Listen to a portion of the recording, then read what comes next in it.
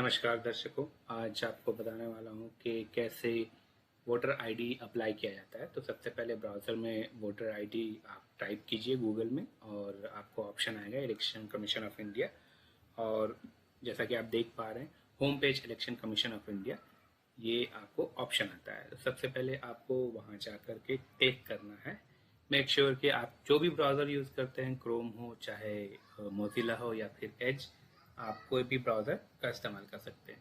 जैसे ही आप जाते हैं आपको साइन अप का ऑप्शन आता है ऊपर में लेफ्ट साइड पे और लॉगिन का। तो सबसे पहले हम साइन अप करेंगे। साइन अप करने के लिए आपको साइन अप पे क्लिक करना होगा और इसमें ऑप्शन आएगा मोबाइल नंबर एंटर करने का और ईमेल आईडी एंटर करने का। ईमेल आईडी ऑप्शनल है और कैप्चा एंट्री। तो mobile number necessary, mobile number ज़रूर डालिए। मेरा सजेशन ये है कि ईमेल आईडी भी आप एंटर कीजिए। ये सारे डिटेल डालने के बाद कैप्चा एंट्री करना होगा। कैप्चा एंट्री करने के बाद आपको कंटिन्यू पे क्लिक करना है। मेक श्योर कि आप सारे डिटेल सही सही डालें।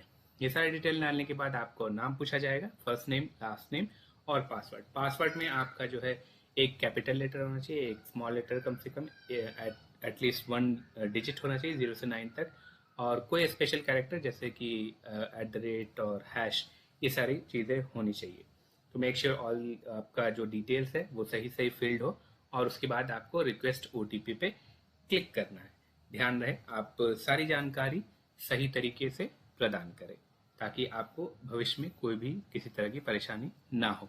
ठीक है। रिक्वेस्ट OTP पे जब हम क्लिक करेंगे तो हमारे पास OTP आएगा। OTP हमारा जो है 6 अंकों का होता है। 6 अंकों का OTP आपको एंटर करना है। ध्यान रखिएगा, OTP जो आएगा आपको मोबाइल नंबर पे आएगा यदि आपने सिर्फ मोबाइल नंबर दिया है। तो यदि आपने मोबाइल नंबर के साथ साथ ईमेल आईडी भी डाला है तो ईमेल आईडी पे भी OTP आएगा। दोनों का OTP डिफरेंट होगा लेकिन दोनों का दोनों 6 डिजिट का होगा। साइन अप करने के बाद आपके पास ऑप्शन आएगा अगेन लॉगिन करने का। आप लॉगिन करने के लिए सेम मोबाइल नंबर और पासवर्ड जो है एंटर कर दीजिएगा। पासवर्ड के साथ साथ आपको कैप्चा एंट्री भी करनी होगी। कैप्चा एंट्री करने के बाद आप रिक्वेस्ट OTP पे क्लिक कर दीजिएगा। रिक्वेस्ट OTP पे जब आप क्लिक कीजिएगा तो अगेन लॉगिन करने के लिए आपके पास 6 डिजिट का OTP आएगा, उसे आप एंटर कर दीजिएगा।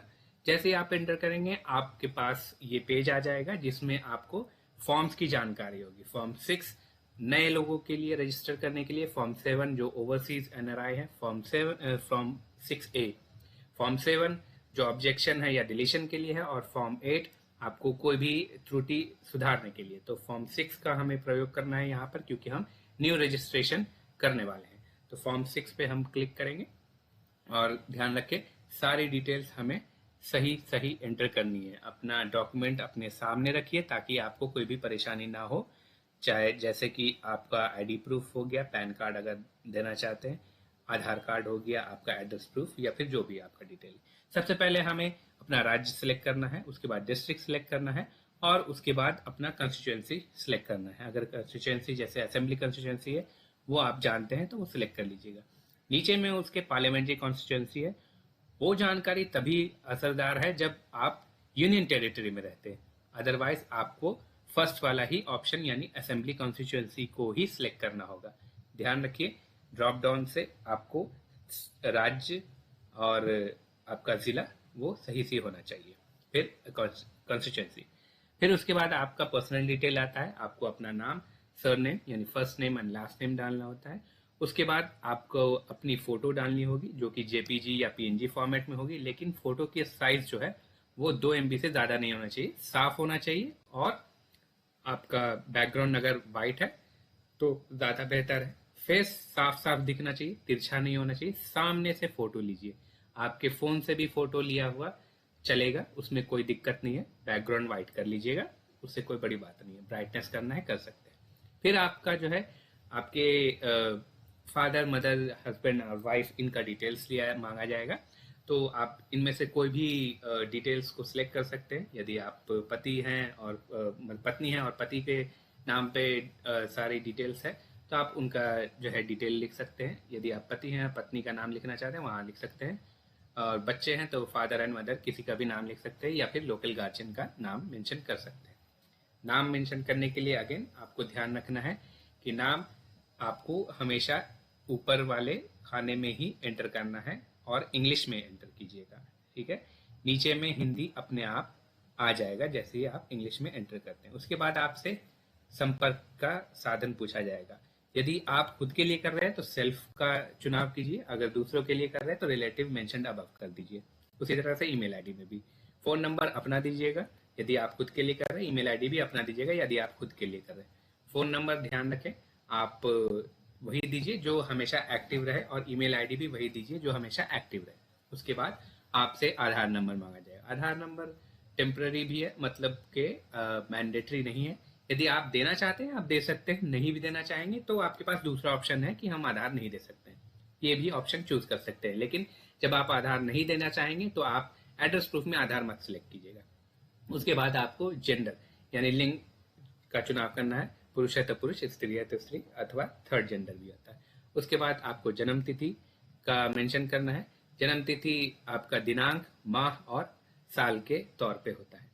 उसके साथ ही साथ आपको अपने जन्म तिथि का प्रमाण पत्र भी देना होगा, यानी आप किसी भी तरह का प्रमाण पत्र दे सकते हैं। पैन कार्ड हो गया, आपका आधार कार्ड हो गया, पासपोर्ट हो गया, वगैरह वगैरह, या फिर बर्थ सर्टिफिकेट भी आपका चलेगा। 10th का पासिंग सर्टिफिकेट, मार्कशीट भी चलता है। तो इस तरह से आप डेट ऑफ बर्थ का प्रूफ दे सकते हैं। उसके बाद आपको फिलअप करना होगा अपने एड्रेस को। एड्रेस में आपका house, building, apartment number, street, village, town, post office, pin code, tehsil, mandal, district already होगा, और स्टेट आपका ऑलरेडी सिलेक्टेड है क्योंकि पहले भी आपने स्टेट को सिलेक्ट कर रखा है। तो यहाँ पर आपको ध्यान रखना है, यदि आप बिल्डिंग में रह रहे हैं तो आपका बिल्डिंग नंबर, अपार्टमेंट नंबर, आपका लोकेलिटी, आपको उसकी जानकारी देनी है। आप शहर में रहते हैं या गांव में रहते हैं उसकी जानकारी देनी है। पोस्ट ऑफिस आपका कौन सा है वो भी ध्यान रखना है, और पिन कोड तो आपको पता ही होगा, और तहसील, तालुका या मंडल कौन सा है वो ध्यान रखना है। उसे की भी जानकारी आपको सही सही देनी होगी। जानकारी सही देने का अर्थ ये है कि आपका जो है ये वोटर आईडी है, ये सिर्फ और सिर्फ वोटिंग का पहचान पत्र नहीं, बल्कि आपका पहचान पत्र और साथ ही साथ आपका एड्रेस प्रूफ भी के जरिए काम आ जाता है। एड्रेस प्रूफ के लिए भी काम आ जाएगा, ठीक है। और इसमें आपको एड्रेस प्रूफ की जानकारी भी देनी होगी, मतलब आपको एड्रेस प्रूफ का एक प्रूफ देना होगा। तो आधार कार्ड अगर है ऑलरेडी, लेकिन जब आधार कार्ड आपने ऊपर सेलेक्ट किया है तो ही आधार कार्ड दीजिएगा, वरना यहाँ पर कुछ और आप दे सकते हैं, जैसे इलेक्ट्रिसिटी का बिल है, आपका पासपोर्ट है, वगैरह वगैरह। फिर उसके बाद आपका पूछा जाता है कि आप में कोई डिसेबिलिटी है या विकलांगता है।